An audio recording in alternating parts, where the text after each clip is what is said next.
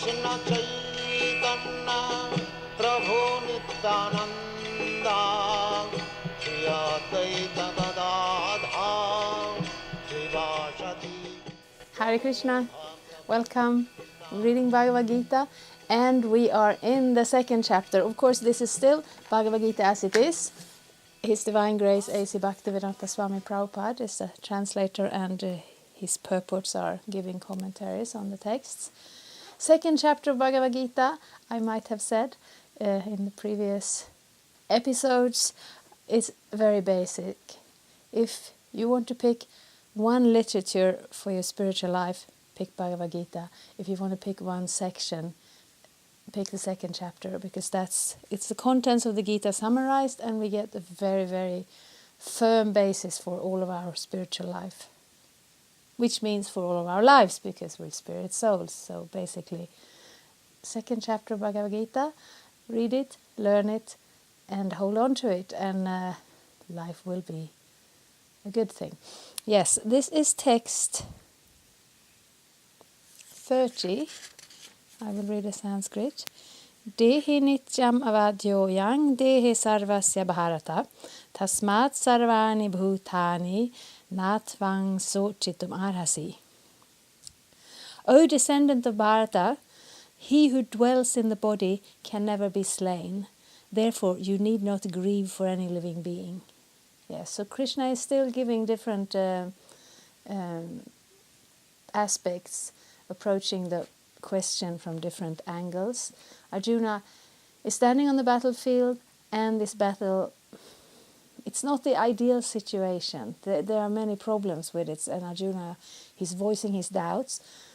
And of course, Krishna is voicing the answers to those doubts. And of course, we're never advocating killing. We go so far that we won't kill animals. We're vegetarians. We won't kill even flies. If you remember from the introduction here, Prabhupada says, we have a superior understanding. We can understand that it is painful to die. A fly or a mosquito, they're very simple. They will buzz and they will bite, but they don't know that they are doing any harm. So we have to be the bigger person there. So, but here we're going to kill 64 million people in a battlefield. How does that hold together? The fact is that they will not be killed at all, because the soul is eternal. I will read a purport. Purport. The Lord now concludes the chapter of instruction on the immutable spirit soul. In describing the immortal soul in various ways, Lord Krishna establishes that the soul is immortal and the body is temporary. Therefore, Arjuna, as a Kshatriya, should not abandon his duty out of fear that his grandfather and teacher, Bhishma and Drona, will die in the battle. On the authority of Sri Krishna, one has to believe that there is a soul different from the material body, not that there is no such thing as soul, or that living symptoms develop at a certain stage of material maturity resulting from the interaction of chemicals. Though the soul is immortal, violence is not encouraged, but at the time of war it is not discouraged when there is actual need for it. That need must be justified in terms of the sanction of the Lord, and not capriciously. No, so we don't just on a whim decide, no, this is time for fighting or killing or so on. No, we want to be firmly established in Dharma. And Dharma, generally, unless you are a Kshatriya and unless there is a threat, violence does not come into the picture. There are many duties in life, but the first and foremost duty is to understand who we are, that we are spirit soul, that we can connect to our spiritual identity and our spiritual duties. And Dharma, which is translated differently in different contexts. Sometimes we understand it as religion, sometimes we understand it as pious acts, sometimes we understand it as the actual nature. So therefore we speak about Sanatana Dharma, which is the nature of the soul, to always be a servant of God. And we can do that consciously and willingly in a loving way. And if we don't, we will still be serving something that is of God. Because Krishna, the Supreme Personality of Godhead, he's an individual, he's a person, and he's quite willing. He's taking the first step. He's quite open for us to re-establish our relationship to him in this sense of bhakti, loving devotion. But he's also very respectful towards our free will. So if we're turning away from him, he's allowing us that illusion that we can forget him. But everything we see around us, it's Krishna's energy. Every other person we meet is a part and parcel, separated living entity that's also part of Krishna's energy. Everything material we see is part of Krishna's energy. Even our own body is part of Krishna's energy.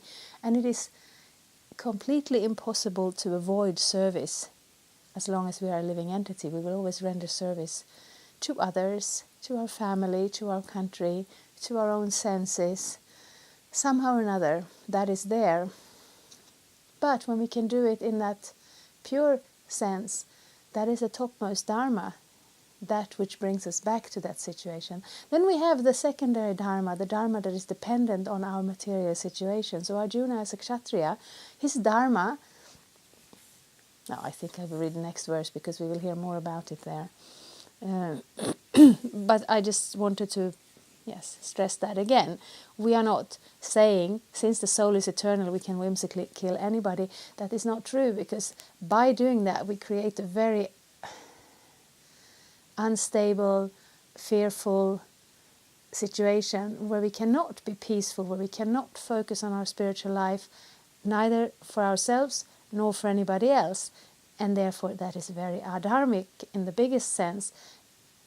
Yes, I will read the next verse. Svadharmam apicha vekshya na vikampitum dharmyadhi yudhat shreyo nyat kshatriyasya na vidyate. Considering your specific duty as a kshatriya, you should know that there is no better engagement for you than fighting on religious principles. And so there is no need for hesitation. Purport. Out of the 4 orders of social administration, the second order, for the matter of good administration, is called kshatriya. Kshat means hurt. One who gives protection from harm is called kshatriya. Trayate, to give protection.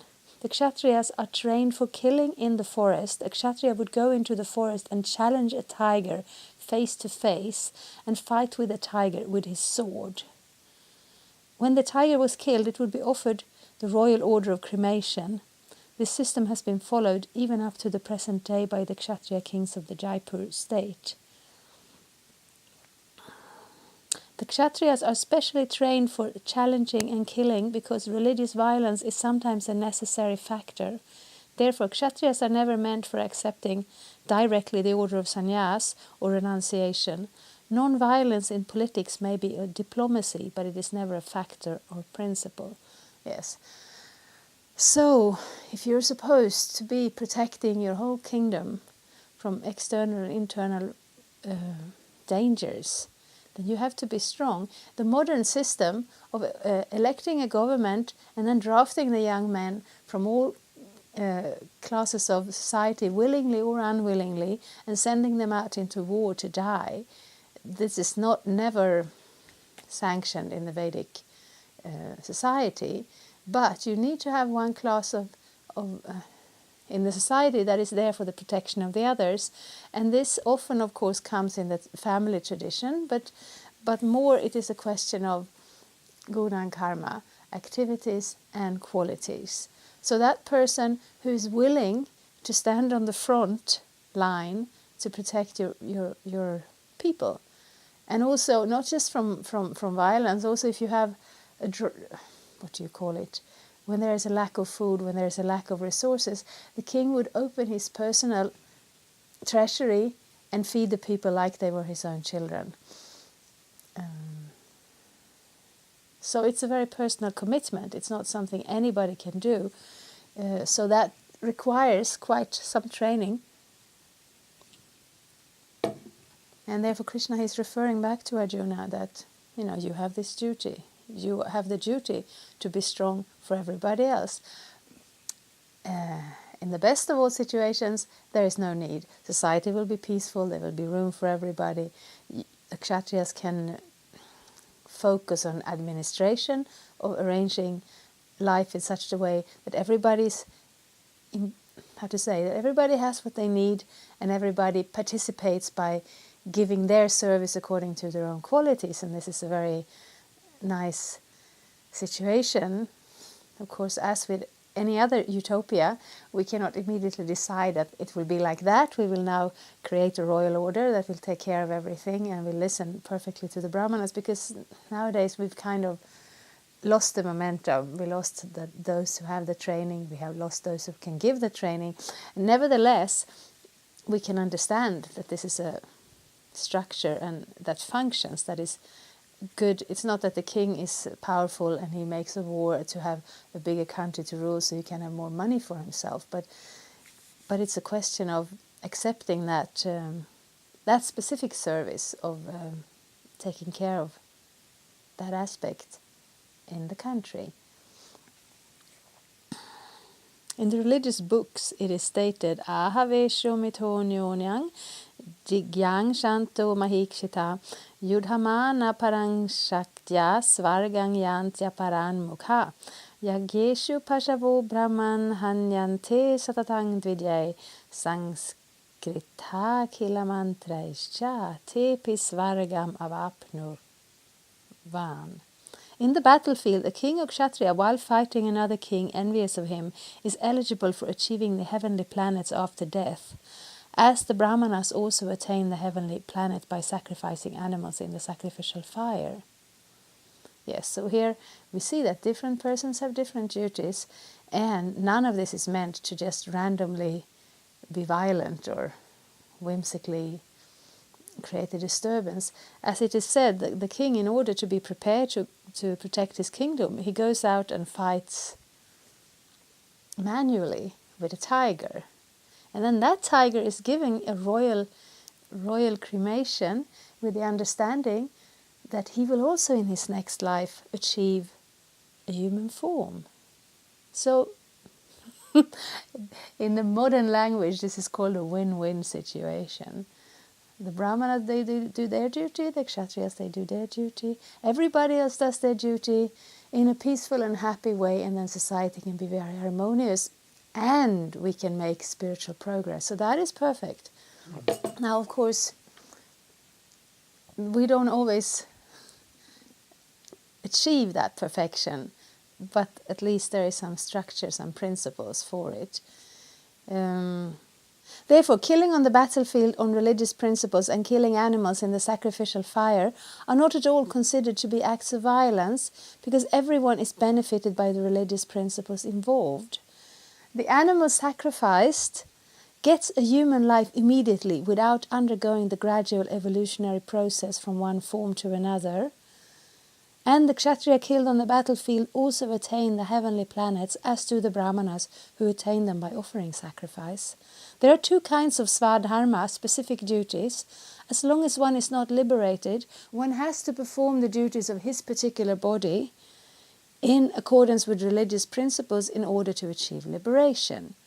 When one is liberated, one's svadharma, specific duty, becomes spiritual and is not in the material bodily concept. In the bodily conception of life, there are specific duties for Brahmanas, Kshatriyas respectively, and such duties are unavoidable.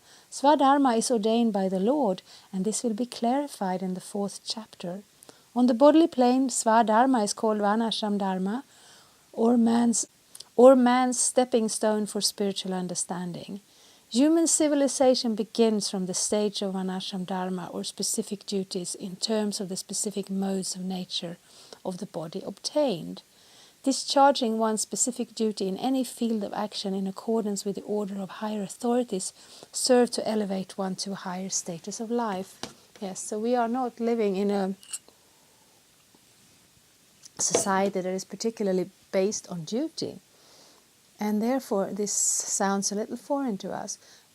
But if we have a society that is based on a Vedic understanding, on the Vedic knowledge, then these things fit together. My nature, my qualities, the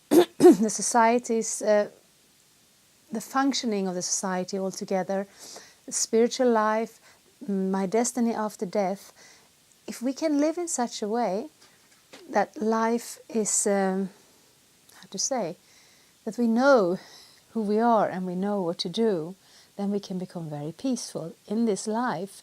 And especially if we can manage to aim for the spiritual realization of our eternal knowledge, of our eternal position as spirit soul, then that is perfect. But even before that perfection, we can have... It is an interesting concept, and I think sometimes you need to think about it for a while. But if we are able to do our duties gladly from our heart, that will create such a peaceful and wonderful situation in this life. And on top of that, if we can realize our eternal spiritual nature as a spirit soul, then that is already perfection. So some of these terms will be culturally unusual, but the basic understanding is here Krishna is there himself personally, and he's able to give us all that knowledge that we are lacking, and we are able to perfect our life by understanding it and applying it in our lives. Thank you very much. Hare Krishna. Thank you for watching. We aim for updates every Tuesday and Friday. Please come back. If you have any questions or comments, please leave them down there. We also have some links and information for you. And there is, of course, the subscribe button. Thank you. Hare Krishna. I'm a Hare Krishna, and I approve this message. Subscribe. Vandeham Shri Guru Shri Juta Padakamalam